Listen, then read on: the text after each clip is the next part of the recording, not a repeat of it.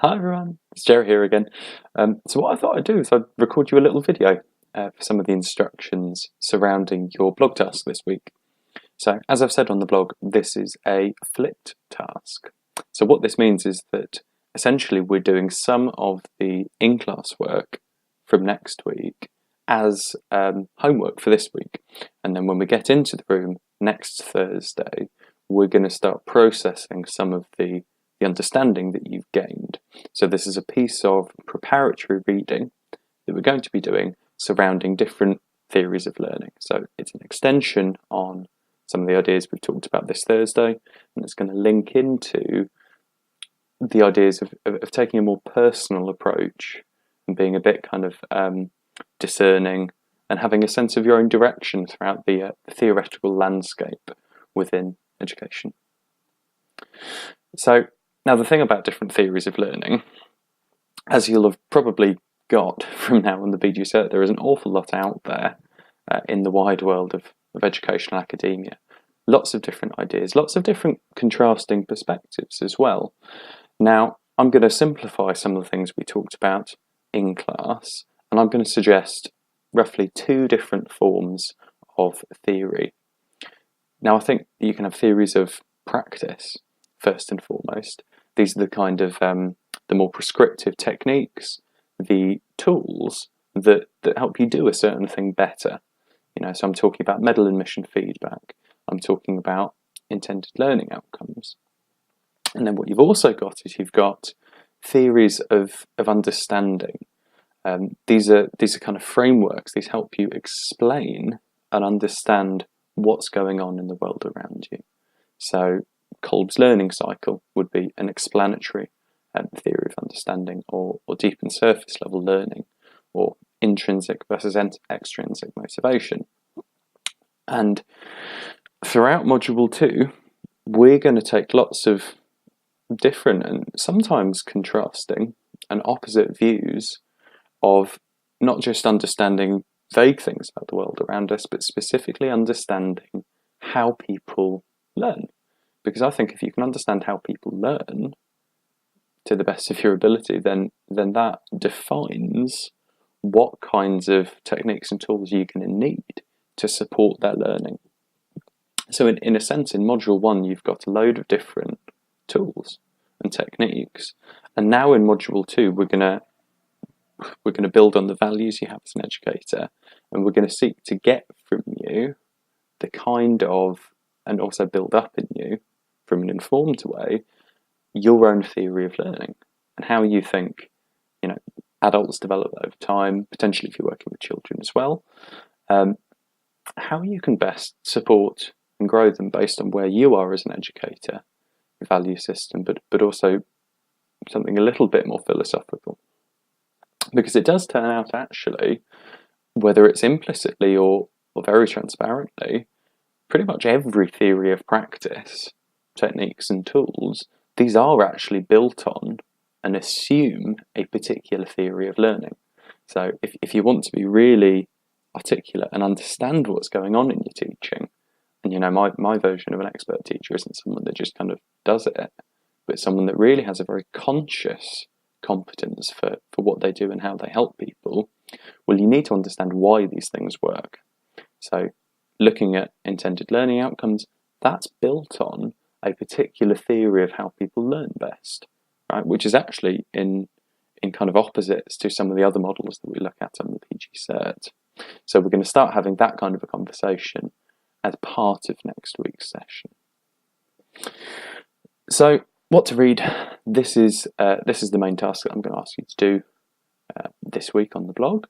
Now, what I've got one article for us, such as one piece of reading for us to do around different theories of adult learning.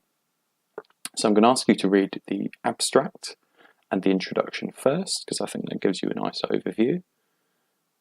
Then I'm going to ask you to read the conclusion, because I think actually if we're looking to be critical consumers of knowledge, before we have to create our own knowledge, we have to consume it and understand it to a very deep degree, then just skip it, find out what they're saying, right? Find out what the results of this particular study is.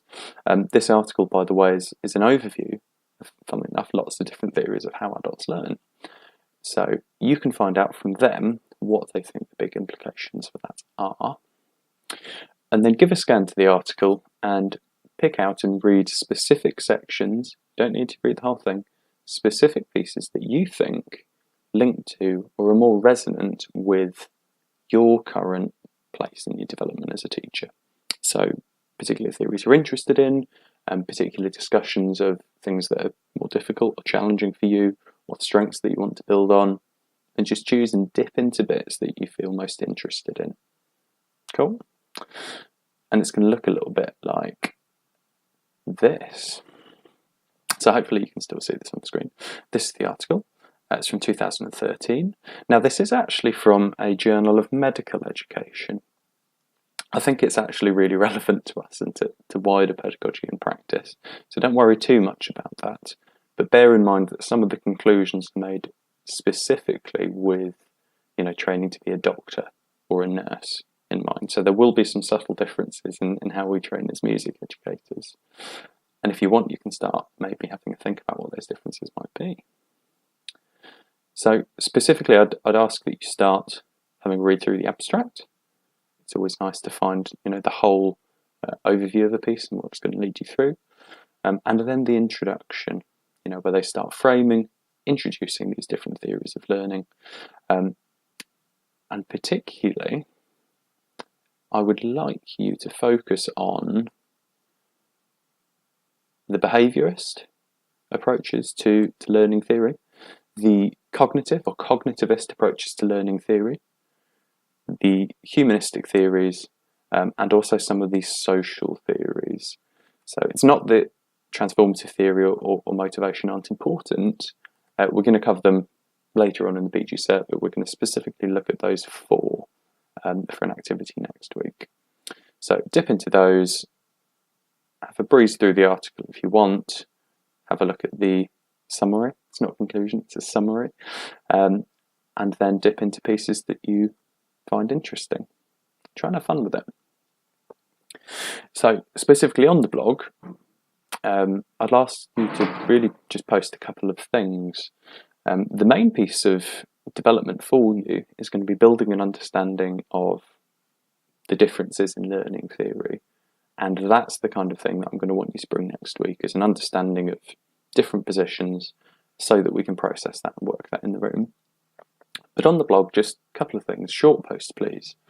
How has this particular article extended any understandings from our session about what theories are, the nature of a theory, and what from the piece might help you answer that question you were left at the end.